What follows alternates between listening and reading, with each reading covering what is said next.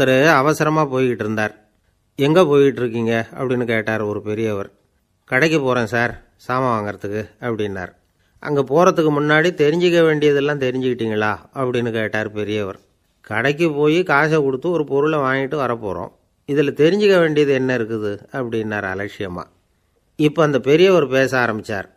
இந்த உலகத்தில் எந்த ஒரு செயலில் இறங்குறப்பவும் நாம் நல்லா ஆலோசனை பண்ண வேண்டிய விஷயம் 5 அப்படின்னார். உதாரணமாக, ஒருத்தன் கடைக்கு போய் ஏதோ ஒரு பொருளை வாங்கிட்டு வர போகிறான்னு வச்சுக்கங்களேன். அப்போ கூட அவன் 5 விஷயங்களை பற்றி தெரிஞ்சுக்க வேண்டியிருக்குது அப்படிங்கிறார் அவர்.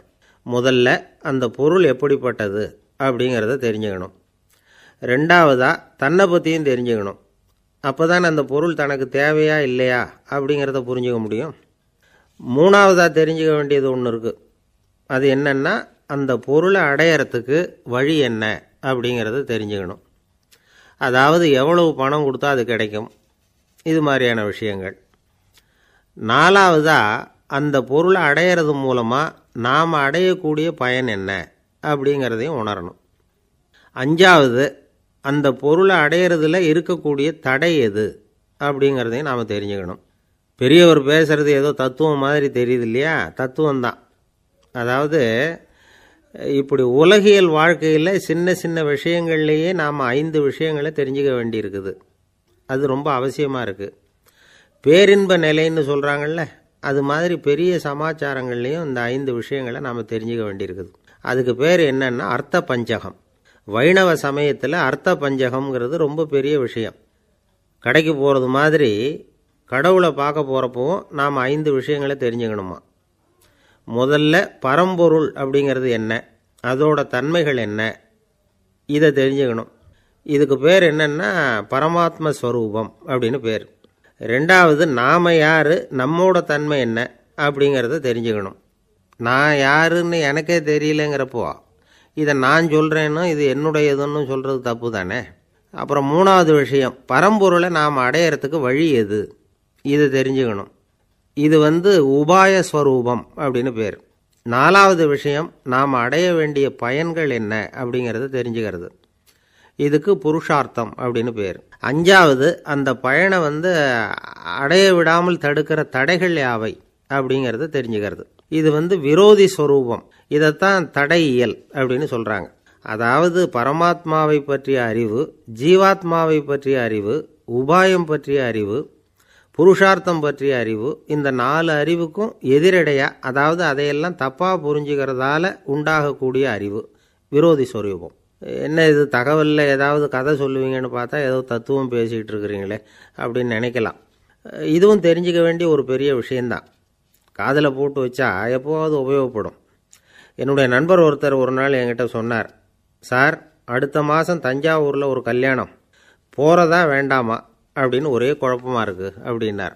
நான் உடனே இந்த அர்த்த பஞ்சக உபதேசம் பண்ண ஆரம்பித்தேன்.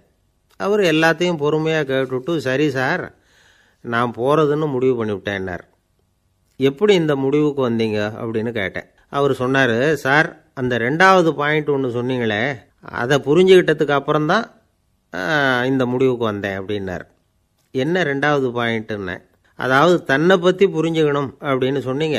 உடனே என்னை பற்றி புரிஞ்சுக்கிட்டேன், நான் யாருங்கிறது எனக்கு தெரிஞ்சுது, உடனே போகிறது தான் நல்லதுன்னு முடிவு பண்ணிவிட்டேன்னார். நீங்கள் யாருன்னு கேட்டேன். நான் தான் சார் அந்த கல்யாணத்தில் தாலி கட்ட வேண்டிய மாப்பிள்ளை அப்படின்னார். இந்த உலகத்தில் எல்லாருக்கும் மகிழ்ச்சி தரக்கூடிய ஒரு பொருள் எது? இது ஒரு முக்கியமான கேள்வி. இந்த கேள்விக்கு பொருத்தமான ஒரு பதிலை உங்களால் சொல்ல முடியுமா? அதாவது கொஞ்சம் யோசித்து பார்த்தா பணம்னு சொல்லலாமா? இப்போ கையில் காசு இல்லாதவங்ககிட்ட ஒரு 10 ரூபாயை கொடுத்தா அது அவனுக்கு சந்தோஷத்தை கொடுக்கும். ஏற்கனவே வருமான வரி பிரச்சனையில் சிக்கி இருக்கிறவர்கிட்ட இன்னும் கொஞ்சம் பணம் இந்தாங்கன்னு சொல்லி கொடுத்தோம்னா அது அவருக்கு சங்கடத்தை தான் கொடுக்கும். அதனால் அந்த கேள்விக்கு பணங்கிறது பொருத்தமான பதிலாக இருக்க முடியாது.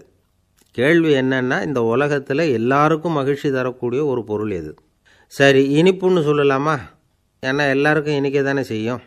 அதுலேயும் ஒரு சிக்கல் இருக்குது. சர்க்கரை வியாதிக்காரங்களுக்கு அது என்ன சந்தோஷத்தையாக கொடுக்கும்?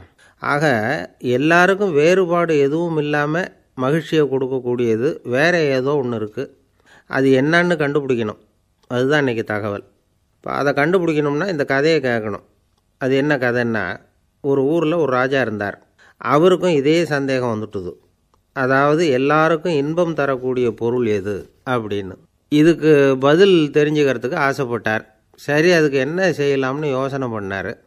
நாட்டு மக்களுக்கு பகிரங்கமாக ஒரு அறிவிப்பு கொடுத்தார். நம்ம நாட்டு மக்கள் இன்பம் தரக்கூடிய பொருள் எதுன்னு நினைக்கிறாங்களோ அதை கொண்டுக்கிட்டு வந்து அரண்மனையில் உள்ள கண்காட்சி மண்டபத்தில் வைக்கலாம்.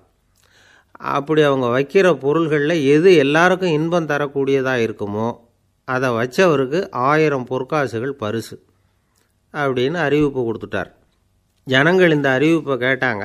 அதுக்கப்புறம் சும்மா இருப்பாங்களா? 1000 பொற்காசுன்னா சும்மாவா? அவங்க கையில் என்னென்ன கிடைச்சதோ அதையெல்லாம் கொண்டாந்து அரண்மனை காட்சி மண்டபத்தில் வச்சுட்டாங்க. அதுக்கப்புறமா ராஜா அங்கே வந்தார். ஒவ்வொன்றா பார்த்துக்கிட்டே வந்தார். முதல்ல ஒரு குயில் இருந்தது, இனிமையாக பாடக்கூடிய குயில். இந்த குயிலோட இன்னிசை எல்லாருக்கும் இன்பம் தரக்கூடியது தான். இருந்தாலும் காது கேட்காதவங்களுக்கு இந்த இசை எப்படி இன்பம் தர முடியும்? அதனால் இது சரியில்லைன்னு விட்டார். அடுத்தபடியாக போனார்.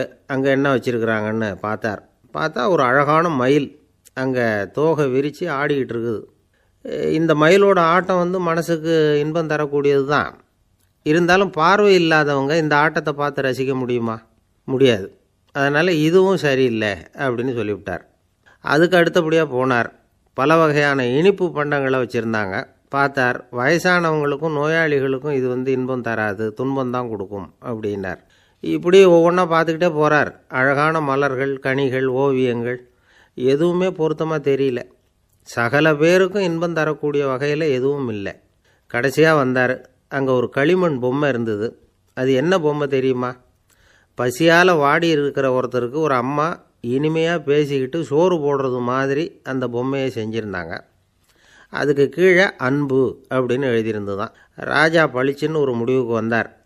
அந்த பொம்மையை செஞ்ச சிற்பியை வரவழைச்சார், பரிசு கொடுத்தார். அன்பு ஒன்று தான் எல்லாருக்கும் இன்பம் அளிக்கக்கூடிய பொருள். காது கேட்காதவங்களும் அதை கேட்க முடியும், பார்வை இல்லாதவங்களும் அதை பார்க்க முடியும், குழந்தைகளும் அதை உணர முடியும் அப்படின்னு அதுக்கு விளக்கம் கொடுத்தார் அந்த மன்னர். இந்த உலகத்தில் எல்லாருக்கும் மகிழ்ச்சி தரக்கூடிய ஒரு பொருள் அன்பு தான். அதை புரிஞ்சுக்கிட்டு தான் சில கணவன்மார்கள் மனைவி பேரில் ரொம்ப அன்பை காட்டிக்கிறது வழக்கம். ஒரு வீட்டு வாசப்படி பக்கமாக மழைக்கு ஒதுங்கினார் ஒருத்தர். மழை தூரிக்கிட்டு இருந்தது, இருட்டு நேரம். அந்த வீட்டில் இருந்தவர், இன்றைக்கி ராத்திரி வேணும்னா இங்கேயே தங்கிட்டு காலையில் போங்க அப்படின்னார். உடனே இவர் சொன்னார், ரொம்ப நன்றிங்க, ஒரு 10 நிமிஷத்தில் இதை வந்துவிடுறேன் அப்படின்னு சொல்லிவிட்டு எங்கேயோ ஓடினார். 10 நிமிஷம் கழித்து திரும்பி வந்தார். ஆமாம், எங்கே போயிட்டு வந்தீங்கன்னு கேட்டார் வீட்டில் இருந்தவர். நேராக எங்கள் வீட்டுக்கு போய் மனைவி கிட்ட இன்றைக்கி ராத்திரி இங்கேயே தங்கிக்கிறேன்னு சொல்லிவிட்டு வந்துட்டேன் அப்படின்னார் அவர். அன்புல இது ஒரு ரகம். அரேபிய நாடு, அங்கே ஒரு ஆட்சி தலைவர். அரேபிய நாட்டு ஆட்சி பொறுப்பை ஏற்றுக்கிட்டவர். அவர் ஆட்சி பொறுப்பை ஏற்றுக்கிட்ட பிறகு ஒரு நாள் ஒரு தெருவில் நடந்து போய்கிட்டு இருந்தார். அவர் தோளில் ஒரு பெரிய துணி மூட்டை, அதை சுமந்துக்கிட்டு கடத்தெருவை நோக்கி அவர் போய்கிட்டு இருக்கிறார். வழியில் அவரை சந்தித்தார் உமர். அவர் கேட்டார், கலீஃபா அவர்களே, எங்கே புறப்பட்டுட்டீங்க அப்படின்னு கேட்டார். கலீஃபான்னா ஆட்சி தலைவர்னு அர்த்தம். இதுக்கு அவர் சொன்னார், நான் துணி வணிகம் செய்கிறவன், அதனால் துணி வியாபாரம் செய்கிறதுக்காக போயிட்டுருக்கிறேன்னார். நீங்கள் இப்போ இந்த நாட்டுக்கு ஆட்சி தலைவர், ஆட்சி பொறுப்பில் இருக்கிறீங்க, நீங்கள் வியாபாரம் செய்ய போட்டால் அரசு பணிகளை செய்கிறது யார் அப்படின்னு கேட்டார் அவர். நான் அரசு பணிகளை மட்டுமே செஞ்சுக்கிட்டு இருந்தா என் குடும்பத்தை காப்பாற்றுறது யார் அப்படின்னு கேட்டார் அவர். இப்படி கேட்டவர் யார் தெரியுமா? அவர் தான் அபூபக்கர், இறை தூதர் முகமது அவர்களுக்கு பிறகு கலீஃபாவாக தேர்ந்தெடுக்கப்பட்டவர். அப்போலாம் ஆட்சி தலைவர்களுக்கு சம்பளம்னு எதுவும் கிடையாது. இந்த பிரச்சனையை எப்படி தீர்க்கிறதுன்னு யோசனை பண்ணார் உமர். அபு உபைதா அவர்கள்கிட்ட அழைச்சிட்டு போனார். அவர் யாருன்னா, அவர் தான் பொது நிதி கருவூலத்தின் பொறுப்பாளர். அவர்கிட்ட பிரச்சனையை சொன்னார். இது மாதிரி ஆட்சி தலைவருக்கு பொது நிதியிலிருந்து ஊதியம் அளிக்க முடியுமான்னு கேட்டார். பொது நிதி விதிகளின்படி அதுக்கு சாத்தியம் இல்லைன்னு சொல்லிவிட்டார் அவர். சரி, வேற ஏதாவது வழி இருக்குதான்னு கேட்டார் உமர். அபு உபைதா கொஞ்சம் யோசனை பண்ணி பார்த்தார். அப்புறமா சொன்னார், மக்காவிலிருந்து மதீனாவுக்கு குடிபெயர்ந்து வந்த அகதிகளுக்கு நிதி உதவி அளிக்கிறதுக்கு விதிகளில் இடம் இருக்கு. அப்படி பார்த்தா அபூபக்கரும் அகதி தானே, அதனால் எல்லா அகதிகளுக்கும் கொடுக்கறது மாதிரியே அவருக்கும் ஒரு தொகை அளிக்கலாம்னார். கலீஃபா அபூபக்கருக்கு இந்த அகதி உதவித்தொகையைத்தான் கொடுத்துட்டு வந்தாங்களாம். குடும்ப செலவுக்கு அது போதுமானதாக இல்லை. இருந்தாலும் கலீஃபாங்கிறதுக்காக மற்ற அகதிகளை விட அதிகமாக தொகையை பெற அவர் விரும்பலை. மார்பு பக்கம் கிழிஞ்சிருந்த ஒரு மேலாடையை தான் அவர் அணிஞ்சிருந்தார். அவருடைய துணைவியார் அஸ்மா அவங்க ஒரு நாள் தேன் அருந்த ஆசையாக இருக்குன்னாங்களாம். நமக்கு கிடைக்கிற ஊதியம் குடும்ப செலவுக்கே போதுமானதா இல்லையே, இந்த நிலையில் தேன் வாங்கிறதுக்கு காசுக்கு நான் எங்கே போவேன்ருக்கார் அவர். கொஞ்ச நாள் கழித்து அவங்க ஒரு தொகையை அவர்கிட்ட கொடுத்து தேன் வாங்கிட்டு வர சொன்னாங்களாம். இவருக்கு ஆச்சரியம், ஏது இந்த பணம்னு கேட்டிருக்காரு. நீங்கள் தினமும் குடும்ப செலவுக்காக கொடுத்துக்கிட்டு வந்த பணத்தில் கொஞ்சம் கொஞ்சமாக மிச்சப்படுத்தி வச்சேன்னாங்களாம். அபூபக்கர் அந்த பணத்தை எடுத்துக்கிட்டு நேராக பொது நிதி கருவூல பொறுப்பாளர்கிட்ட போனார். இந்த பணத்தை பொது நிதியில் சேர்த்துருங்க, இது அதிகப்படியாக எனக்கு தரப்பட்டு வந்த ஊதியம், அடுத்த மாதத்திலேருந்து இந்த தொகையை குறைச்சிங்கன்னு வேற சொல்லிவிட்டாராம். பசியை தணிக்க தேவையான அளவு உணவு, ஒரு ஜோடி உடை, இதை தவிர கூடுதலாக மக்கள் பொது நிதியிலிருந்து வாங்கிக்கிறதுக்கு என் குடும்பத்தாருக்கு உரிமை இல்லை அப்படின்னு சொல்லி கண்டிப்பாக சொல்லிவிட்டாராம். அவர் வாங்கிட்டு வந்த அந்த குறைந்த ஊதியம் கூட அவர் மனசை உறுத்திக்கிட்டே இருந்தது. கடைசி நேரம் அவர் தம்முடைய மகள் ஆயிஷா அவர்களை அழைச்சார். மகளே, இதுவரைக்கும் பொது நிதியிலிருந்து நான் வாங்கிட்டு வந்த தொகை என்னுடைய இதயத்தில் பாரமாக அழுத்திக்கிட்டு இருக்கு. என் தோட்டத்தை விற்று அதில் வர்ற பணத்திலிருந்து நான் இதுவரைக்கும் வாங்கிட்டு வந்த ஊதிய தொகையை கணக்கு போட்டு பொது நிதியில் சேர்த்து விடு அப்படின்னாராம். பதவி ஏற்கிறதுக்கு முன்னாடி தன்கிட்ட இருந்ததை விட இப்போ கூடுதலாக என்ன சொத்து இருக்குன்னு பார்த்துருக்கார். ஒரு ஒட்டகம், ஒரு கோப்பை, ஒரு பணியாள், இதையும் அடுத்தபடியாக கலீஃபாவா வர்றவர்கிட்ட ஒப்படைச்சிருங்க அப்படின்னு விட்டாராம். அதே மாதிரி அடுத்து வந்த உமர்கிட்ட ஒப்படைச்சாங்க. அப்போ உமர் சொன்னாராம், அபூபக்கரே, இந்த முன்மாதிரியால் உங்களுக்கு பிறகு இந்த ஆட்சி பொறுப்பை ஏற்கிறவர்களை பெரும் நெருக்கடிக்கு ஆளாகி விட்டீங்க அப்படின்னு சொல்லி ரொம்ப கண் கலங்கினாராம். கடைசியாக அபூபக்கர் தன்னுடைய குடும்பத்தாருக்கு விட்டு சென்ற சொத்து ஒரு படுக்கை விரிப்பு, ஒரு போர்வை, அவ்வளவுதான். இது சிந்திக்க வேண்டிய ஒரு செய்தி. ஒரு ஊரில் ஒரு மன்னர் இருந்தாராம். அமைச்சர் அவர்கிட்ட சொன்னாராம், மன்னா, நம்ம ராஜ்யத்தில் இனிமே லஞ்ச ஊழலே இருக்காதுன்னாராம். ஆஹா, அப்படின்னா ஊழல் பேர் வழிகளையெல்லாம் நாடு கடத்தியாச்சா அப்படின்னு கேட்டிருக்காரு மன்னர். இதுக்கு அவர், அப்படி இல்லைங்க, இனிமே கொடுக்கறதுக்கு ஜனங்கள்கிட்ட பணமே இல்லை அப்படின்னாராம். ஒரு நாள் ஒரு தகப்பனார் தன்னுடைய பிள்ளைய அழைச்சிட்டு வந்தார். சார், இவன் சரியாக படிக்க மாட்டேங்கிறான், பெரியவங்களை மதிக்க மாட்டேங்கிறான், நீங்கள் கொஞ்ச நாள் இவனுக்கு குருவாக இருந்து நல்ல விஷயங்களை சொல்லி கொடுத்தா தேவையில்லைன்னார்.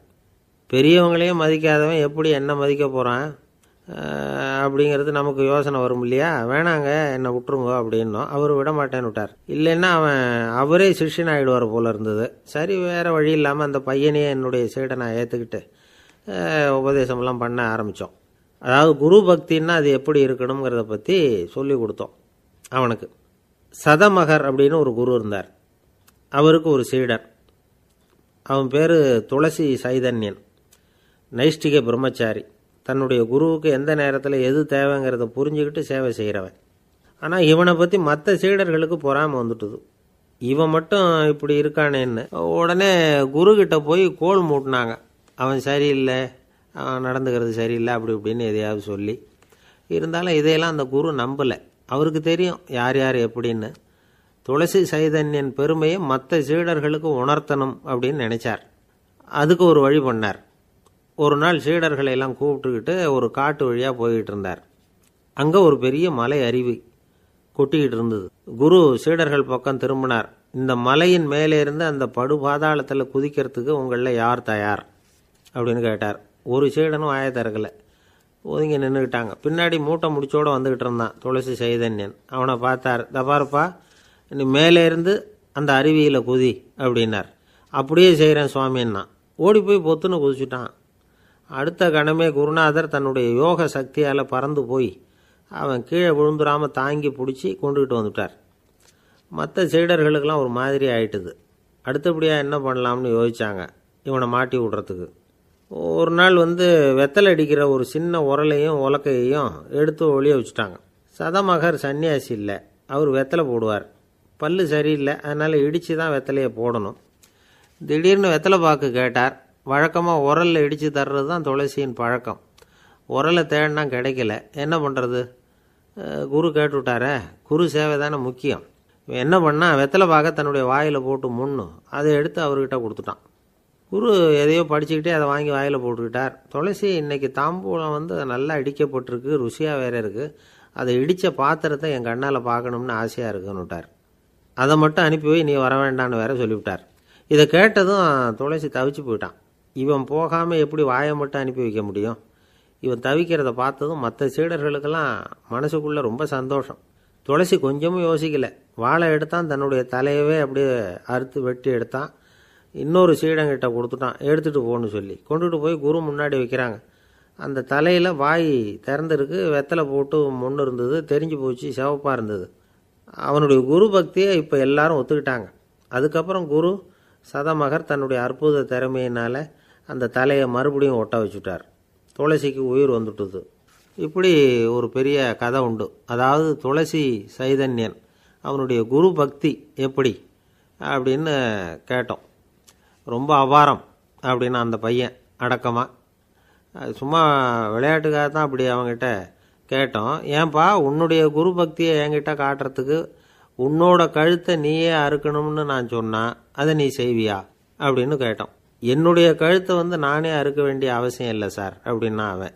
ஏண்டான்னு, அதே காரியத்தை தான் இனிமேல் நீங்கள் தினமும் செய்ய போகிறீங்களே சார் அப்படிங்கிறான். இயேசுநாதர்கிட்ட ஒருத்தர் கேட்டாராம், இயேசுவே என்னை எவ்வளவு நேசிக்கிறீர்கள் அப்படின்னு. அவர் தன்னுடைய இரு கைகளையும் அகல விரித்து இவ்வளவு என்று சொல்லி சிலுவையில் உயிர் நீத்தார் அப்படின்னு சொல்லுவாங்க. அதாவது அந்த நேசிப்புக்கு எல்லை கிடையாது, அதே போல மன்னிப்புக்கும் எல்லை கிடையாது. இது இயேசுநாதர் சொல்லி கொடுத்த ஒரு பாடம். இயேசுனுடைய சீடர்களில் ஒருத்தன் பீட்டர், அவன் ஒரு நாள் இயேசுநாதர்கிட்ட கேட்டிருக்கான், இயேசுவே நான் என்னுடைய தம்பிக்கிட்ட அடிக்கடி சண்டை போட்டுக்கிட்டு இருக்கிறேன், என்னுடைய சகோதரன் கூட, அவனை நான் எத்தனை தடவை மன்னிக்கிறது? ஏற்கனவே 7 தடவை அவனை மன்னிச்சுட்டேன் அப்படின்னு சொல்லியிருக்கிறான். அப்போ இயேசு சொன்னாராம், மன்னிக்கிறதுக்கு எத்தனை தடவைங்கிற கணக்கெல்லாம் கிடையாது. எத்தனை தடவை உன்னுடைய சகோதரன் உன்னை கோபப்படுத்துகிறானோ அத்தனை தடவை நீ மன்னிக்கிறதுக்கும் தயாராக இருக்கணும், அதுதான் அப்படின்னு சொன்னாராம். அப்போ இவனுக்கு ஒன்றும் புரியல, இது என்ன அவன் தப்பு பண்ணிக்கிட்டே இருப்பான், நாம் மன்னிச்சுக்கிட்டே இருக்கிறதா அப்படிங்கிறது மாதிரி குழப்பமாக இருந்திருக்கிறான். அப்போது இயேசுநாதர் தன்னுடைய சீடன் பீட்டர்கிட்ட ஒரு கதை சொன்னாராம். அந்த கதை இன்றைக்கு நாம் எல்லாரும் சிந்தித்து பார்க்க வேண்டிய ஒரு கதை. அதாவது மன்னிப்பை விரும்புகிறவர்கள் மன்னிக்கவும் தயாராக இருக்க வேண்டும் அப்படிங்கிறது தான் அந்த கதையினுடைய தத்துவம். அந்த இயேசுநாதர் சொன்ன கதை என்னன்னா, ஒரு மன்னர் இருந்தார். அவர் ஒரு நாள் அரண்மனையில் உட்காந்து கணக்கு வழக்குகள்லாம் பார்த்துக்கிட்டு இருந்தார். நம்ம அரண்மனையிலேருந்து யார் யார் அரசாங்க கடன் வாங்கியிருக்கிறாங்க, யார் யார் திருப்பி செலுத்தியிருக்கிறாங்க அப்படிங்கிற விவரத்தையெல்லாம் பார்த்துக்கிட்டு இருந்தார். அப்போ தான் புரிஞ்சுது, அந்த அரண்மனையில் வேலை செய்கிற ஒருத்தனே அரசாங்க கடன் வாங்கியிருக்கிறான். எவ்வளவு? 10,000 பொற்காசுகள் வாங்கியிருக்கான் கடன். இந்த 10,000 பொற்காசுகளை திருப்பி செலுத்தலை அரசாங்கத்துக்கு. இது மன்னர் கவனத்துக்கு வந்தது. உடனே நம்ம அரண்மனையில் இருக்கிறவனே அரசு கடன் வாங்கி திருப்பி செலுத்தாமல் இருக்கான், அவனை கூப்பிட்டு வாங்கன்னு சொல்லி கூப்பிட்டுட்டு வந்தாங்களாம். விசாரிச்சிருக்கிறாங்க, என்னப்பா நீ எவ்வளவு ஒன்று? ஆமாங்க 10,000 பொற்காசுகள் வாங்கியிருக்கிறேன், இன்னும் திருப்பி கட்டலைன்றிருக்கான். உடனே அவர் மன்னர் சொல்லியிருக்கிறார், நம்ம சட்டத்திட்டப்படி நீ உடனே பணத்தை திருப்பி கட்டிடு. அப்படி உன்னால் கட்ட முடியலன்னா உன்னுடைய வீடு வாசல் சொத்து சுகம் எல்லாத்தையும் விற்று அந்த பணத்தை அரசு கருவூலத்தில் சேர்த்துக்கிறதுக்கு நானே ஏற்பாடு பண்ணிடுறேன் அப்படின்னு அந்த மன்னர் சொன்னாராம். இவன் அப்படியே அதிர்ச்சி ஆகிட்டான், அப்படியே பொத்துன்னு காலில் விழுந்தானா. மன்னா என்னை மன்னிச்சுங்க, என்னால் முடியல, எனக்கு மன்னிப்பு கொடுங்க அப்படின்ட்டுருக்கான். உடனே அவர் எழுந்திரிச்சு, சரி நீ மன்னிப்பு கேட்டுவிட்ட, அதனால் உன்னை மன்னிக்கிறேன், நீ பணம் கட்ட வேண்டாம் அப்படின்னு சொல்லி அந்த மன்னர் அவனை விட்டுட்டாராம். பணத்தையும் தள்ளுபடி போட்டார், நீ திருப்பி கட்ட வேண்டான்னு. இவனுக்கு ரொம்ப மகிழ்ச்சி, அதனால் ரொம்ப உல்லாசமாக வந்துகிட்டு இருக்கிறான். தெருவில் வந்துக்கிட்டு இருக்கிறப்ப இவங்கிட்ட கடன் வாங்கின ஒருத்தன் எதுக்கு வந்துக்கிட்டு இருக்கான். அவன் இவங்கிட்ட ஒரு 100 பொற்காசுகள் கடன் வாங்கியிருக்கான். அவன் வந்தான், இவன் போய் அவன் சாட்டையை பிடிச்சிக்கிட்டான், நீ எப்படா என் கடனை திருப்பி கொடுக்க போகிறேன்னு. அவன் இப்போ முடியல, கொஞ்சம் பொறுத்துக்கா, அப்புறம் தரேன் இருக்கான். அதெல்லாம் முடியாது, நீ கொடுத்து தான் ஆகணும் அப்படின்னு இவன் புடிவமாக சொல்கிறான். இப்போ நிலைமையை பாருங்கள், இவன் ஏற்கனவே 10,000 பொற்காசுகள் அரசாங்கத்தில் கடன் வாங்கினா அதுக்கு மன்னிச்சு விட்டுட்டார் இவனை. ஆனால் இவன் இன்னொருத்தனை மன்னிக்கிறதுக்கு தயாராக இல்லை. இவங்கிட்ட கடன் வாங்கின இன்னொருத்தன் 10 பொற்காசுகள், அவனை மன்னிக்க தயாராக இல்லை. அவனை கொண்டு போய் நீதிமன்றத்தில் கொண்டு போய் நிறுத்தி தண்டனை வாங்கி கொடுத்துட்டான். நீதிபதி என்ன சொன்னார், அந்த இவன் வாங்கின பொற்காசுகளை திருப்பி கட்டுற வரைக்கும் ஜெயிலில் இருக்கணுங்கிறது தீர்ப்பு. ஆனால் உடனே அரசர் காதில் விழுந்தது. சொல்லிட்டாங்க, உங்ககிட்ட மன்னிப்பு வாங்கிட்டு போனானே ஒருத்தன், அவன் இன்னொருத்தனை மன்னிக்கிறதுக்கு தயாராக இல்லை, அவனை கொண்டு போய் ஜெயிலில் அடைச்சிட்டான் அப்படின்னு. உடனே மன்னர் பார்த்தார், இவனை மறுபடியும் கூப்பிட்டு வர சொன்னார். தபாரப்பா, நான் உன்னை மன்னிச்சு விட்டேன், ஆனால் நீ இன்னொருத்தனை மன்னிக்கிறதுக்கு தயாராக இல்லை, அதனால் என்னுடைய தீர்ப்பையும் மாத்துறேன், நீயும் அரசு கடன் தீர்ற வரைக்கும் ஜெயிலில் தான் இருக்கணும் அப்படின்னு சொல்லி ஜெயிலுக்கு அனுப்பிச்சிட்டாராம். இப்படி ஒரு கதையை இயேசுநாதர் தன்னுடைய சீடருக்கு சொன்னதாக ஒரு வரலாறு. அது என்ன, அதுலேருந்து நாம் புரிந்து கொள்ள வேண்டியதுன்னா, நாம் மன்னிக்கப்படணும்னு நாம் விரும்புகிறோம்னா நாம் இன்னொருத்தரை மன்னிக்கிறதுக்கு தயாராக இருக்கணும். அதனால் நாம் இன்னொருத்தரை யாரையும் மன்னிக்க மாட்டோம், ஆனால் என்ன இன்னொருத்தர் மன்னிக்கணும் அப்படிங்கிறது மாதிரி செய்யக்கூடாதுன்னு சொல்லுவாங்க. அது மாதிரி நாம் இப்போ இது தப்பாக புரிஞ்சுக்கிறவங்களும் இருக்கிறாங்க. பாவம் மன்னிப்புங்கிறதுலாம் எதுக்குன்னா, அதாவது மறுபடியும் பாவம் செய்யாமல் இருக்கிறதுக்காக தான். அதான் மன்னிக்கிறாரே அப்படிங்கிறதுக்காக மறுபடியும் பாவம் பண்ணிகிட்டு இருக்கிறது இல்லை. அதான் ஒருத்தர் கேட்டாராம், பாவத்திலேருந்து மன்னிப்பு கிடைக்கணும்னா நீ என்ன செய்யணும் அப்படின்னு கேட்டிருக்கார். அதுக்கு அவன் சொல்லியிருக்கிறான், நான் முதல்ல பாவம் செய்யணும், அப்போ தானே மன்னிப்பு கிடைக்கும் அப்படின்னு நானா. இப்படிப்பட்டவர்கள் தான் இன்றைக்கி உலகத்தில் அதிகமாக இருக்கிறாங்க. அதனால் இந்த மன்னிப்பின் மகத்துவங்கிறது இயேசுநாதர்கிட்டேருந்து தான் நாம் புரிஞ்சுக்கணும். அந்த இயேசு சொன்ன அந்த மன்னிக்கிற மனோபாவம் இருந்தால் இன்றைக்கி உலகம் பூராவும் அமைதி பூங்காவாக இருக்கும். அதில் ஒன்றும் ஆச்சரியமே இல்லை, அதில் ஒன்றும் சந்தேகமும் இல்லை. அதனால் மன்னிக்கிற மனோபாவத்தை நாம் எல்லாரும் நமக்குள்ளே வளர்த்து கொள்ள வேண்டும் அப்படிங்கிறது தான் நாம் இன்றைக்கு எல்லோரும் சிந்தித்து பார்க்க வேண்டிய ஒரு செய்தி. ஆசைப்படுறதுல தப்பு இல்லை, ஆனால் அந்த ஆசை தேவைக்கு தகுந்த மாதிரி இருக்கணும். தேவைக்கு மீறிய ஆசைகள் இருக்குது பாருங்கள், அது தேவையில்லை. இந்த கருத்தை வலியுறுத்தது மாதிரி ஒரு கதை உண்டு. தேவேந்திரனுக்கு திடீர்னு வீடு கட்டணும்னு ஒரு ஆசை வந்துதான். வீடுன்னா நாம் கட்டுற மாதிரி இல்லை. தேவேந்திரன் வீடுன்னா சும்மாவா, ஒரு பிரம்மாண்டமான அரண்மனை கட்டணும். அது மாதிரி இந்த 3 லோகத்துலேயும் ஒரு அரண்மனை கிடையாது அப்படின்னு எல்லாரும் சொல்லணும். இது அவனோட ஆசை. உடனே தேவ தச்சரான விஸ்வகர்மாவை கூப்பிட்டான், உத்தரவு போட்டான். விஸ்வகர்மா தன்னுடைய உதவியாளர்களை எல்லாம் கூப்பிட்டு ஒன்றா சேர்த்துக்கிட்டார். படாத பாடுபட்டு ஒரு பெரிய அரண்மனையை கட்டி முடித்தார். கட்டி முடிக்க 1000 வருஷம் ஆச்சு. தேவேந்திரன் பார்க்குறான், அவனுக்கு திருப்தி ஏற்படலை. என்னுடைய அந்தஸ்துக்கு இது ரொம்ப சாதாரணமான கட்டிடம், இதை விட இன்னும் பெருசாக கட்டு அப்படின்னா. தேவ தச்சர் திணறி போயிட்டார். அவரால் அதுக்கு மேலே எதுவும் செய்ய முடியல. என்ன பண்ணுறதுன்னு யோசனை பண்ணார். நேராக நாரதர் காலில் போய் விழுந்தார். நீங்கள் தான் என்னை இந்த பிரச்சனையிலேருந்து காப்பாற்றணும்னார்.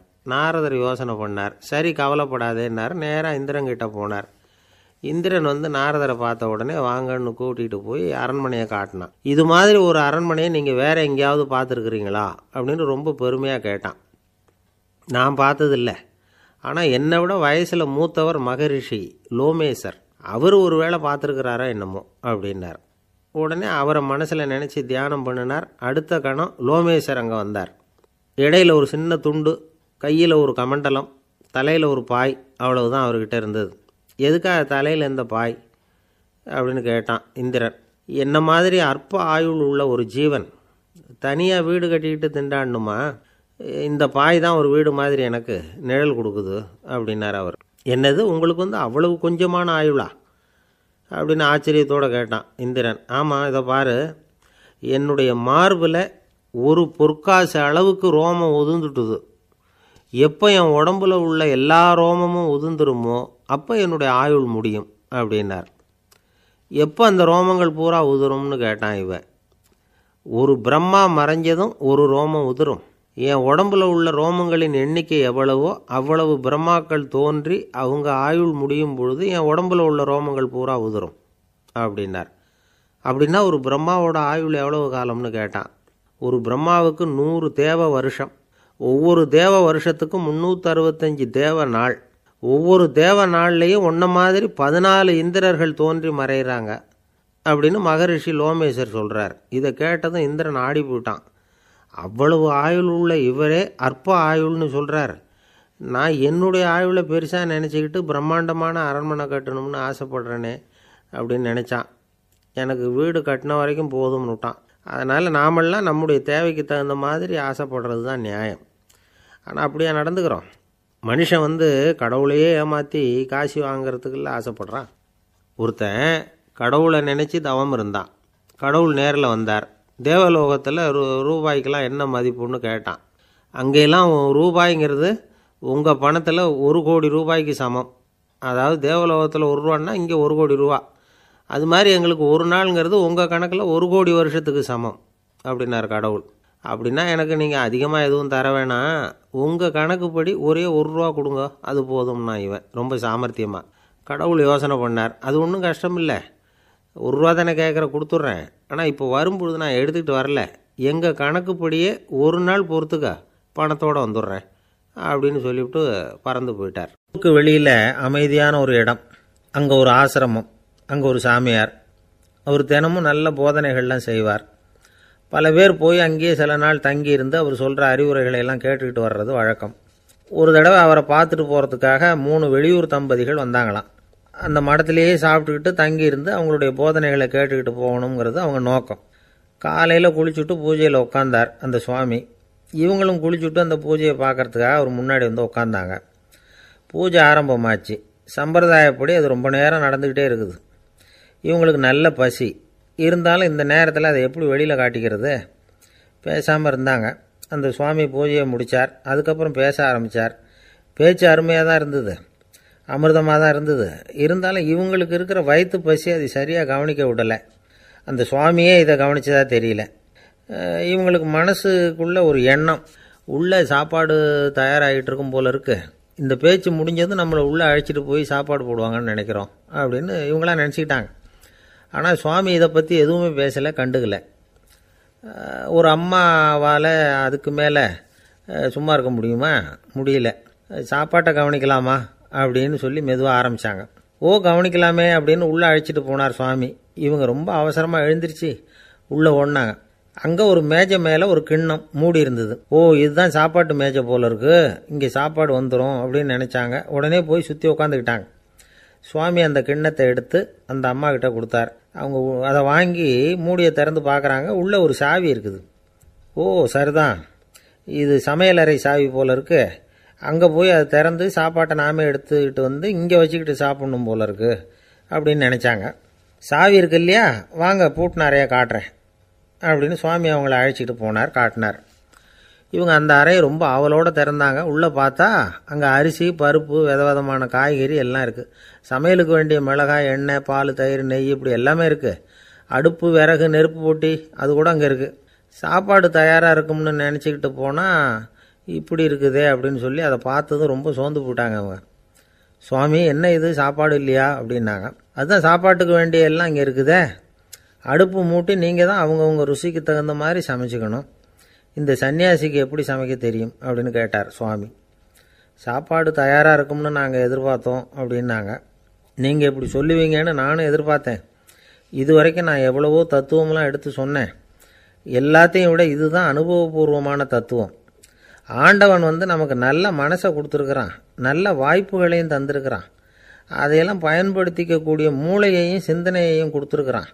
அதனால் அடுப்பை தான் நீங்கள் மூட்டணும், அடுப்பு நீங்கள் தான் மூட்டணும், உங்களுக்கு உகந்ததை நீங்கள் தான் சமைச்சு ருசித்து அனுபவிக்கணும். ஆண்டவனே அதை செஞ்சுக்கிட்டு இருக்க மாட்டான் அப்படின்னாராம் அந்த சுவாமி. நம்முடைய வாழ்க்கையில் பல நல்ல பலன்களை பெறறதுக்கு நாம் தான் முயற்சி பண்ணணும். அதுக்குரிய சூழ்நிலையை தான் ஆண்டவன் கொடுப்பானே தவிர அதை விளக்கிறதுக்காக தான் அந்த சுவாமி அப்படி செஞ்சு காட்டியிருக்கிறார். இது ஒரு பெரியவர் இப்படி ஒரு விளக்கம் கொடுத்தார். அதுக்கப்புறம் அந்த 3 தம்பதிகளும் தெளிவடைஞ்சுட்டாங்களாம். நாம் தெளிவடைகிறது எப்போங்கிறது தான் தெரியல அப்படின்னு பல பேர் இதை கேட்டுட்டு சொல்லிகிட்டு இருக்கிறாங்க. இந்த கதையை நம்முடைய நண்பர் ஒருத்தர்கிட்ட சொன்னேன். அந்த நண்பர் ரொம்ப சந்தோஷப்பட்டார். நீங்கள் சொல்கிறது கரெக்டு சார், ஆனால் நான் அதை விட ஒரு படி மேலே சார். எனக்கெல்லாம் அரிசி, பருப்பு இருக்கிற ரூம் எதுன்னு கையை காட்டிட்டா போதும், உடனே கிண்ணத்துலேருந்து சாவியை எடுத்து கொடுக்கணுங்கிற அவசியம்லாம் இல்லை எனக்கு. அப்புறம் எப்படி ரூமை திறந்துருவீங்க அப்படின்னு கேட்டேன். பூட்டை உடைச்சி திறந்துருவேன், அதுதான் எனக்கு பழக்கம் அப்படிங்கிறார். ஒரு நண்பர் இருக்கார், எப்போ பார்த்தாலும் கையில் ஒரு புத்தகம் இருக்கும். புத்தகம் இல்லாமல் எங்கேயும் புறப்பட மாட்டார்.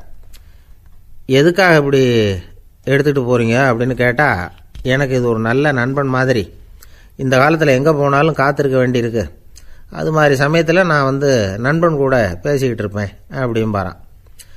ஒருத்தர் ஒரு பெரிய அரச பதவியில் இருந்தார். அவர் பதவியிலேருந்து இறங்க வேண்டிய சூழ்நிலை. அரசு கொடுத்துருந்த வீட்டை விட்டுட்டு வெளியில் வர்றார். வரும்பொழுது 2 கையிலையும் 2 பெட்டியை எடுத்துகிட்டு வந்தாராம். சார், உங்களுடைய உடைமைகள் அப்படின்னு கேட்குறாங்க அங்கே இருந்த ஊழியர்கள். இவர் தன்னுடைய கையில் இருக்கிற பெட்டியை காட்டி, இதுதான் என்னுடைய சொத்து அப்படின்னாராம். ஒரு பெட்டியில் அவருடைய உடைகள், இன்னொரு பெட்டியில் அவர் விரும்பி படிக்கிற புத்தகங்கள், அவ்வளவுதான். இதுதான் இருந்துதான். புத்தகம் படிக்கிறது மனசுக்கு நல்லதுங்கிறது நமக்கு தெரியும். புத்தக வாசிப்பு உடம்புக்கும் நல்லதுங்கிறாங்க. அது நமக்கு ஆச்சரியமாக தான் இருக்குது. ஒரு நபர் ஒரு வருஷத்தில் சராசரியாக 2000 பக்கங்களை படிச்சிருக்கணுமா, யுனெஸ்கோ பரிந்துரை. ஆனால் நம்ம நாட்டில் நாம் சராசரியாக படிக்கிறது 32 பக்கங்கள், அவ்வளவுதான். இவ்வளவுக்கு நம்ம நாட்டில் 6000க்கும் மேற்பட்ட நாளேடுகள், 2000க்கும் மேற்பட்ட இதழ்கள், மலர்கள், இவ்வளவு இருந்தும் சரியாக வரல. இந்த உலகத்தில் முதல் நூலகம் எங்கே எப்போ ஆரம்பமாச்சு தெரியுமா? கிமு 2500 ஆண்டில் அது ஆரம்பமாயிருக்குது. பாபிலோனியாவில் அமில் அணு அப்படிங்கிற அரசன் தான் நூலகத்தை உருவாக்கி இருக்கிறான். அப்போல்லாம் தாள் கிடையாது, களிமண் தான். களிமண் பலகைகளில் எழுதி அது தொகுத்து அப்படியே நூலாக்கி அதை நூலகத்தில் வச்சுருப்பாங்களாம். அரசருடைய நூலகத்தில் 1000க்கும் மேற்பட்ட நூல்கள் இருந்ததாக வரலாற்று குறிப்பு இருக்குது. அது மட்டும் இல்லை, அந்த நூலகத்தில் பொருள் வாரியாக, அதாவது சப்ஜெக்ட் வாரியாக புத்தகங்களை வகைப்படுத்தி வச்சுருந்தாங்களாம். அதில் மிச்சம் இருந்த ஒரு 25 களிமண் பலகை புத்தகங்கள் இன்றைக்கும் பிரிட்டிஷ் அருங்காட்சியகத்தில் இருக்குதான். அச்சு தாள் இதெல்லாம் ஏற்பட்டதுக்கு அப்புறம் அமைக்கப்பட்டது தான் பிரான்சில் இருக்கக்கூடிய பாரிஸ் நூலகம். 1480 பிரெஞ்சு மன்னர் 11ஆம் லூயி இந்த நூலகத்தை அமைச்சாராம். ஆனால் அப்போல்லாம் அரசர்கள் மட்டும்தான் நூலகத்தை பயன்படுத்த முடியுமா. அதுக்கப்புறம் 17ஆம் நூற்றாண்டில் இந்த முறை மாறி பொதுமக்கள் அங்கே போகலாம், படிக்கலாம் அப்படிங்கிற நிலைமை வந்துதான். போட்லியன் நூலகம் அப்படின்னு அதுக்கு பேர், பாரிஸ் நகரத்தில் இருக்குது. அங்கே தான் நூல்களின் பட்டியல் தயாரிப்பு பணி ஆரம்பமாச்சு. கல்வி வளர்ச்சியையும் நூலகத்தையும் இணைச்சவர் நெப்போலியன் போனபார்ட். முன்பணம் செலுத்தி புத்தகத்தை படிக்கிற முறையையும் அவர் தான் கொண்டுகிட்டு வந்தாராம். மக்கள்கிட்ட வசூலிக்கிற வரியின் ஒரு பகுதியை நூலகத்துக்கு பயன்படுத்தினவரும் அவர் தானா. நெப்போலியன் நூலகத்தில் உலகத்தில் உள்ள எல்லா மொழி நூல்களும் இருக்குதான். அங்கே ஒரு தமிழ் நூலும் இருந்திருக்குது. அது என்னென்னா கம்பராமாயணம். சோவியத் யூனியனுக்கு படையெடுத்து போனப்போ அங்கேருந்து லட்சக்கணக்கான புத்தகங்களை இந்த பனிச்சறுக்கு வாகனங்கள் இருக்குல்ல, அதில் கொண்டுகிட்டு வந்ததாக வரலாறு. அடுத்தபடியாக குறிப்பிட்டு சொல்லத்தக்க நூலகம் எதுன்னா பிரிட்டிஷ் நூலகம். மிக பழைய கையெழுத்து பிரதியெல்லாம் கூட அங்கே இருக்குது. 1753 ஆரம்பமாச்சு. அதில் உள்ள நூல்களை வரிசையாக அடுக்கினா 180 கிலோமீட்டர் நீளத்துக்கு வருமா. மிகப்பெரிய நூலகம் அமெரிக்க தலைநகர் வாஷிங்டனில் இருக்குதான். இந்தியாவை பொறுத்த வரைக்கும் பெரிய பழைய நூலகம் எதுன்னா கல்கத்தா நூலகம். எல்லா இந்திய மொழி நூல்களும் இங்கே உண்டு. மகாகவி பாரதியார் நடத்தின இந்தியாங்கிற இதழின் எல்லா பிரதிகளும் அங்கே பாதுகாப்பாக இருக்குது. படிக்கும் பழக்கம் இங்கே வளர வேண்டியிருக்குது. ஒருத்தர்கிட்ட ஒரு புஸ்தகத்தை கொடுத்து விமர்சனம் எழுத சொல்லியிருந்தாங்க. கொஞ்ச நாள் கழித்து அவரை போய் பார்த்து, என்னங்க புஸ்தகத்தை படித்து பார்த்தீங்களா அப்படின்னு கேட்டாங்களாம். இதுக்கு அவர் சொல்லியிருக்கிறார், இன்னும் நான் படித்து பார்க்கலிங்க, இப்போ தானே விமர்சனமே எழுதி முடிச்சிருக்கிறேன், இனிமே தான் படிக்கணும் அப்படின்னாராம். ஐயா, என்னுடைய நூல் வெளியீட்டு விழாவுக்கு அவசியம் நீங்கள் வரணும் அப்படின்னு கூப்பிட்டார் ஒருத்தர். எப்போ வரணும்னு கேட்டேன். அடுத்த வாரம்னார். சரி, புத்தகம் தயாராகிட்டுதா அப்படின்னு. நாளைக்கு தான் அச்சிக்க கொடுக்க போகிறேன்னார். என்னங்க இது, புத்தகம் அச்சிடுறதுக்கு முன்னாடியே அழைப்புதழை அச்சடிச்சு விட்டீங்களே அப்படின்னு கேட்டேன். அதனால் என்னங்க, அந்த காலம் மாதிரியா போடலாம், அச்சுக்கலை எவ்வளவோ முன்னேறியாச்சுங்க. Linotype, monotype, phototype, laser, இப்படி என்னென்னமோ வந்தாச்சு. இன்றைக்கி கொடுத்தா நாளைக்கே புத்தகம் தயார் அப்படின்னார். இப்படி இந்த அளவுக்கு முன்னேறி இருக்கிற இந்த அச்சுக்கலை ஆரம்பத்தில் எப்படி இருந்தது தெரியுமா? அந்த காலத்தில் காகிதம்னா என்னென்னே தெரியாது. அப்படி ஒன்று கண்டுபிடிக்கப்படவே இல்லை. அப்போல்லாம் எதையாவது ஒன்று எழுதணும்னா அதுக்கு ஆட்டு தோலை தான் பயன்படுத்தி இருக்கிறாங்க. கண்ணுக்குட்டி தோல் கூட அதுக்கு உபயோகப்பட்டு தான். ஐரோப்பாவில் இருந்த பாதிரியார்கள் தோலில் எழுதப்பட்ட புத்தகத்தை தயாரிக்கிறதுல ரொம்ப கெட்டிக்காரங்களாம். எகிப்து, அப்புறம் மத்திய தரைக்கடல் ஓரத்தில் உள்ள நாடுகள், இங்கெல்லாம் தோல் தான் எழுது பொருளாக பயன்பட்டு வந்திருக்குது. ஆனால் நம்ம நாட்டில் ஓலைச்சுவடிகளை எழுத்துக்கு பயன்படுத்தி இருக்கிறாங்க. எழுதுறதுக்கு தோலை பயன்படுத்தினவங்க பிறகு பேப்பரைஸ் அப்படிங்கிற கோரை புல்லை அதுக்கு பயன்படுத்தினாங்களாம். இதெல்லாம் அப்படி கொஞ்சம் கொஞ்சமாக கண்டுபிடிச்சிட்டு வந்திருக்கிறாங்க. அந்த புல்லை கச்சிதமாக நறுக்க வேண்டியது, நல்லா பதப்படுத்த வேண்டியது, அதுக்கப்புறம் அதில் எழுத வேண்டியது, அவ்வளவுதான். பேப்பருங்கிற சொல்லே இந்த பேப்பைரஸ் அப்படிங்கிறதுலேருந்து வந்தது தான். அதுக்கப்புறம் தான் காகிதம் வந்தது. இதை முதல்ல சீன நாட்டில் தான் கண்டுபிடிச்சாங்க. அது வந்த பிறகு அச்சு எந்திரம் கண்டுபிடிக்க வேண்டிய அவசியம் ஏற்பட்டது. அதை கண்டுபிடிச்சவர் ஜெர்மானிய அறிவியல் அறிஞர் ஜான் கூட்டன்பர்க். அச்சுக்கலைக்கு அடித்தளம் அமைச்சவர் அவர் தான். ஜெர்மனியில் மெயின்ஸ் அப்படிங்கிற ஊரில் 1399 பிறந்தார். அவரோட மாமன் ஒருத்தர் உலோக வேலையில் வல்லவர். அவர்கிட்ட அந்த வேலையை கற்றுக்கிட்டார். அதோட வைர கற்களை பட்டை தீட்டுறதுலேயும் ரொம்ப தேர்ச்சி பெற்றிருந்தார். இளம் வயசுலேயே சும்மா இருக்க மாட்டாராம். எதை செஞ்சாலும் அதை திறமையாக செய்வாராம். அவர் தான் முதல்ல மர அச்சு எழுத்துக்களை உருவாக்கினார். அது மேலே மை தடவி பிரதிகள் எடுத்தார். அதுக்கப்புறம் உலோக எழுத்துக்கள், முதல்ல காரியம், அப்புறம் இரும்பு, அப்புறம் கலப்பு உலோகம், பிறகு அச்சடிக்கிறதுக்கு எந்திரம் ஒன்றையும் உருவாக்கினார். முதல்ல பைபிள் அச்சடித்தார். 1468 அவர் இறந்து போனார். 16ஆம் நூற்றாண்டில் மேலை நாடுகளிலிருந்து மர எழுத்துக்களை கொண்டுகிட்டு தமிழ்நாட்டில் கிறிஸ்தவ நூல்களை அச்சிட்டாங்க. அப்போல்லாம் அச்சகங்கள் போதிய அளவுக்கு இங்கே இல்லை. அதுக்கு என்ன காரணம்னா, இந்தியர்கள் அச்சகங்களை நடத்தக்கூடாது அப்படின்னு சட்டம். 1835 வரைக்கும் அந்த சட்டம் நடைமுறையில் இருந்தது. இந்த நிலைமையில் அங்கேயும் இங்கேயுமா 1-2 அச்சகங்கள் ஆரம்பமாச்சு. 1713 தரங்கம்பாடியில் லூத்தரன் மிஷன் அச்சகம், அதே ஆண்டில் சென்னையில் SPCK அச்சகம். இது ரெண்டும் தான் இந்தியாவில் முதல்ல தொடங்கப்பட்ட அச்சகங்கள். ஆட்டுத்தோல்லையும் ஓலைச்சுவடியிலையும் எழுதப்பட்ட எழுத்துக்கள் இன்றைக்கி எங்கேயோ போயிட்டுது. ஆனால் நம்ம ஊரில் எழுத்தாளர்கள் நிலைமை தான் ஒன்றும் சொல்லிக்கிறது மாதிரி இல்லை. நம்ம ஆள் ஒருத்தர் சொன்னார், சார், நான் சொந்தத்தில் ஒரு அச்சாபீஸ் வச்சுருந்தேன், இப்போவும் வச்சுருக்கிறேன். அதனால் என்னுடைய படைப்புகளை புத்தகமாக வெளியிடுறதில் எனக்கு ஒன்றும் கஷ்டம் இல்லை. வருஷத்துக்கு ஒரு புத்தகம் எழுதி வெளியிட்டுருவேன். 15 வருஷமாக இலக்கிய உலகத்துக்கு இப்படி சேவை செஞ்சுக்கிட்டு வர்றேன். ஆனால் இந்த வருஷம்தான் வாசகர்கள் எனக்கு பாராட்டு விழா நடத்தியிருக்கிறாங்க அப்படின்னார்.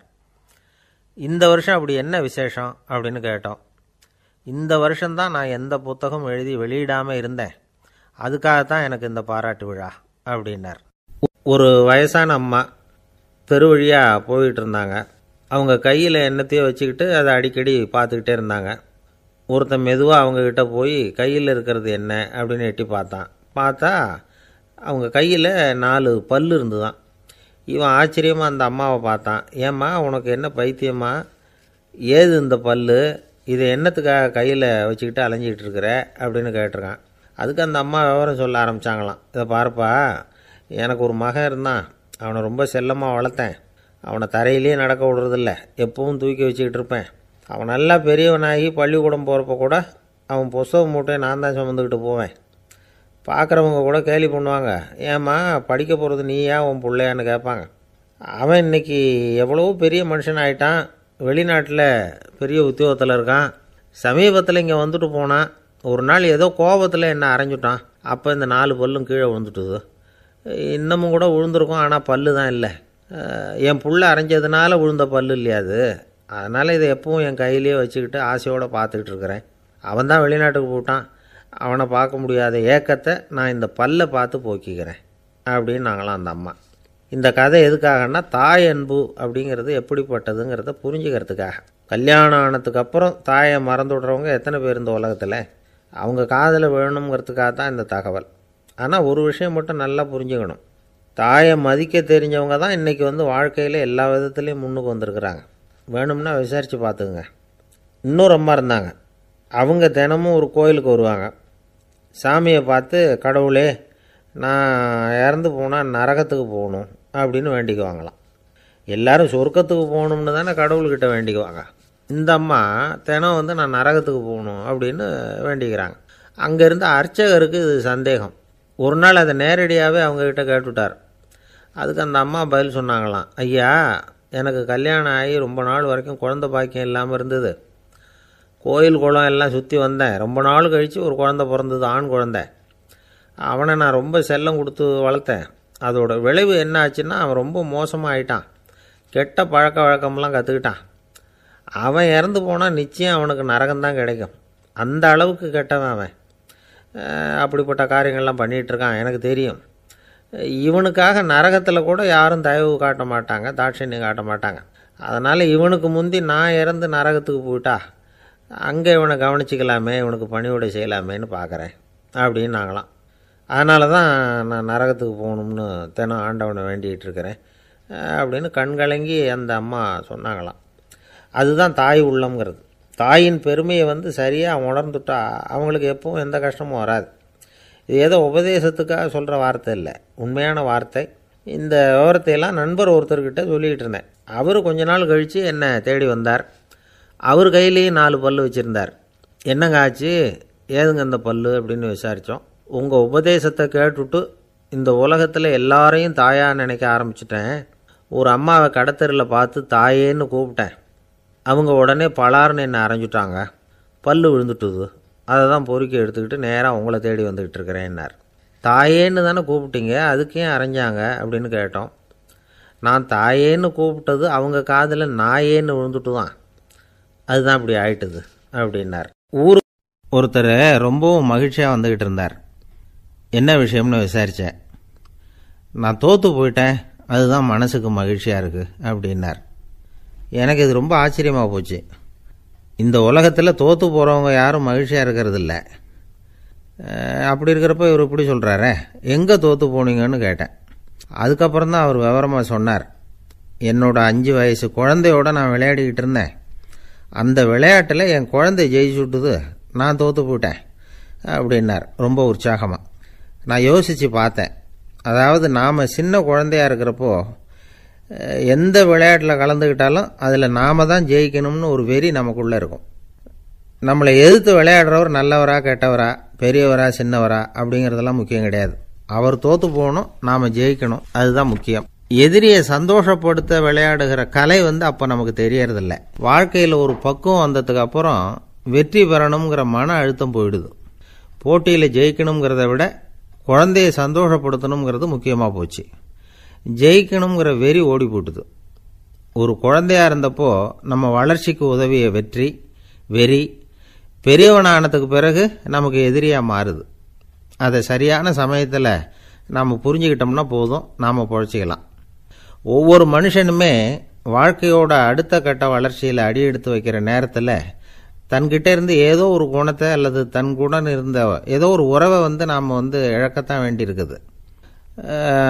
ஒரு கட்டம் வரைக்கும் உதவியாக இருந்த குணம் அடுத்த கட்டத்துக்கு தடையாக கூட மாறிடலாம். இந்த பரிமாண மாற்றத்துக்கு உள்ளாகிற ஒவ்வொருத்தரும் பிரத்யட்சமாக இதை உணர்றாங்க. ஆனால் பல பேர் எப்படின்னா பழசை திறந்துவிட்டு புதிய கொள்கைகளை உருவாக்கிக்கிறதுக்கு இஷ்டம் இல்லாமல் இருந்துடுறாங்க, அல்லது அப்படி செய்ய முடியாமல் தவிக்கிறாங்க. இதையெல்லாம் மீறி அந்த பழசை திறந்துட்டா அதை இழந்ததால் உண்டாகிற மன அழுத்தம் சில காலத்துக்கு வருத்திக்கிட்டு தான் இருக்கும், வேறு வழி இல்லை. ஆரோக்கியமான ஒரு முன்னேற்றத்துக்காக அந்த மன அழுத்தத்தை தாங்கிக்கத்தான் வேணும் அப்படிங்கிறாரு அந்த உலக புகழ்பெற்ற மேதை ஒருத்தர், இந்த ஸ்காட் பெக் அப்படிங்கிறவர். பிறந்த நாள் முதல் இதுதான் சரி அப்படின்னு கற்பிக்கப்பட்டு வந்த ஒவ்வொரு தத்துவத்தையும் தங்களுடைய வளர்ச்சிக்கு தகுந்த மாதிரி மாற்றி அர்த்தப்படுத்தி கொள்ள முடியாமல் வாழ்க்கை சூழலில் அப்படியே அரைப்பட்டு தூளாகிறவர்கள் தான் ரொம்ப தவிக்கிறாங்களாம். இதுதான் அவருடைய கருத்து. பெரும்பாலும் மனிதர்களுடைய நடுத்தர வயசில், அதாவது 30 தாண்டுகிற சமயத்தில் தான் இந்த தவிப்பு உண்டாகுதான். இதை தான் மேற்கத்திய நாடுகளில் அடிக்கடி மிட் லைஃப் கிரைசிஸ் அப்படின்னு சொல்கிறாங்க. அப்பப்போ பழசையெல்லாம் தொலைச்சி விட்டு புதுசாக பிறக்கிறதுக்கு கற்றுக்கணும். ஒவ்வொரு நிமிஷத்தையும் அந்த நிமிஷத்துக்கு ஏற்ற சித்தாந்தம் கொண்டவர்களாக சந்திப்போம் அப்படிங்கிறார் அந்த உளவியல் நிபுணர். இப்படி பழகிக்கிட்டால் வாழ்க்கை இன்பமயம், இல்லைன்னா தவிப்பு மயம்தான். பழசை தொலைக்க முடியாதவர்களில் எத்தனையோ பேர் உண்டு, எத்தனையோ ரகம் உண்டு. அதில் வேடிக்கையான நண்பர்களும் உண்டு. ஒருத்தர் நண்பர் வீட்டுக்கு போனார். அவர் ஏதோ இனிப்பு பலகாரம் கொடுத்து சாப்பிட சொல்லியிருக்கிறாங்க அவங்க வீட்டில். இவர் சாப்பிட்டு பார்த்துட்டு சொன்னாராம், சார் 6 மாதத்துக்கு முன்னாடி ஒரு தடவை இங்கே வந்தேன், அப்போது ஒரு இனிப்பு பலகாரம் கொடுத்தீங்க, அது இதை விட நல்லா இருந்தது சார் அப்படின்னாராம். அப்போ செஞ்ச அதே இனிப்பு பலகாரம் தான் சார் இதுவும் அப்படின்னாராம் அவர்.